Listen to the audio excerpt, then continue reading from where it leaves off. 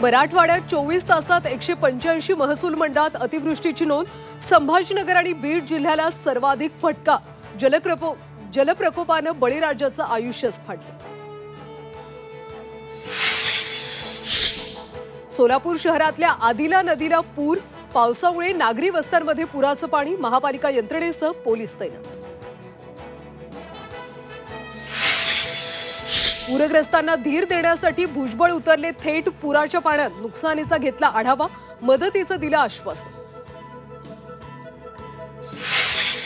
मुख्यमंत्री देवेंद्र फडणवीसांकडून मराठवाड्यातली पूरस्थिती आणि मदत कार्याचा आढावा। सर्व अधिकाऱ्यांना प्रत्यक्ष फील्डवर हजर राहण्याच्या सूचना। पूरग्रस्त शेतकऱ्यांसाठी साईबाबा संस्थांची धाव। अतिवृष्टीमुळे संकटात सापडलेल्या बळीराजाला 1 कोटींची मदत जाहीर।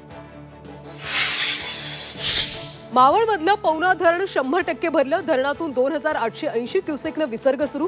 नदीकाठच्या गावांना सतर्क राहण्याच्या सूचना। कारवर हल्ला करणारा तरुण शरद पवारांचा कार्यकर्ता। ओबीसी नेते लक्ष्मण हाकेंचा आरोप। तर हल्ल्यानंतर हाकेंना आता Y+ सुरक्षा। आशिया कप स्पर्धेच्या फायनलमध्ये भारत पाकिस्तान भिडणार। 41 वर्षांनंतर पहिल्यांदाच रंगणार हाय व्होल्टेज लढत। कोण होणार आशियाचा किंग याची उत्सुकता।